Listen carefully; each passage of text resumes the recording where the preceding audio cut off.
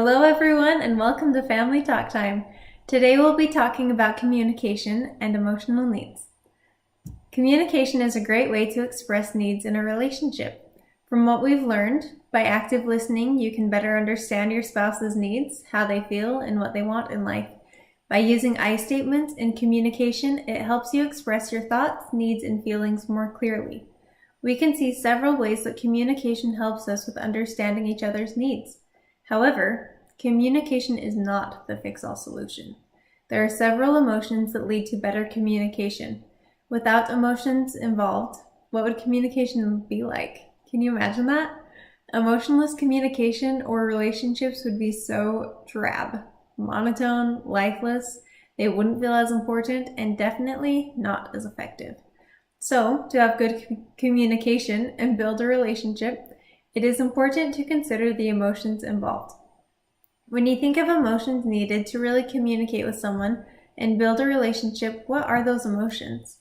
Some that I've thought of are trust, honesty, closeness, compassion, understanding, and empathy. Oftentimes, those emotions don't just happen.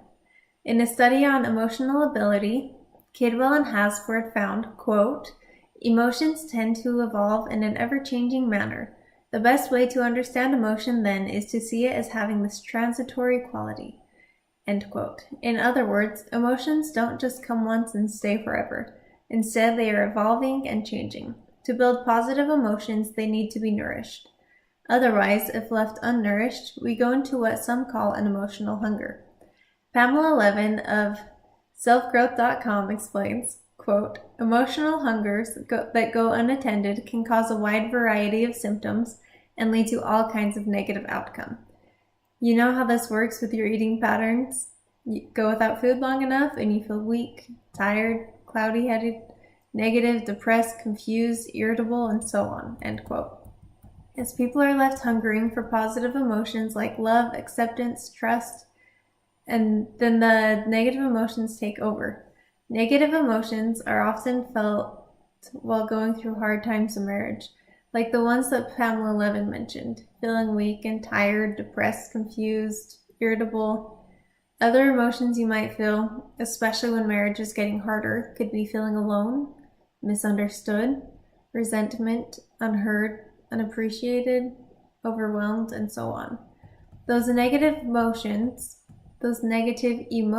distance you and your spouse, even creating an emotional disconnect, making your relationship rocky and effective communication even harder to reach. Sue Johnson, a clinical psychologist, explains, quote, "That disconnect from others induces pain, disorientation, and panic," end quote. That disconnect created and those negative feelings make it harder to reconnect and strengthen your marriage. So how do couples create or regain an emotional connection? What were some of the things you and your spouse did while you were dating to build that initial emotional connection? Did you go on dates? Talk to each other? Be affectionate? Did you listen to each other? Did you make time for each other? And did you give each other your undivided attention? Each of those helps to meet one's emotional needs. But to really understand how to meet one's emotional needs and build on that emotional connection, it is important to identify what needs need to be met. Willard F. Harley Jr., a nationally acclaimed clinical psychologist and a marriage counselor, he wrote a book titled His Needs, Her Needs, in which he shares a list of 10 emotional needs that couples most often identify as one of their 5 most important emotional needs.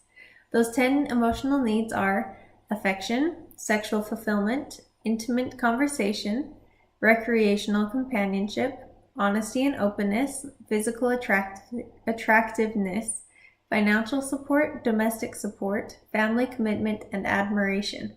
Harley also mentions that a wife's emotional needs are often opposite of the husband's emotional needs and vice versa. No wonder so many couples have difficulties with this.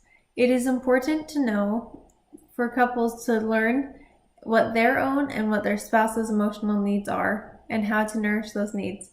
As you continue reading through Lesson 3, we will explain ways to identify some emotional needs and how to nourish them according to Gary Chapman's book, The 5 Love Languages.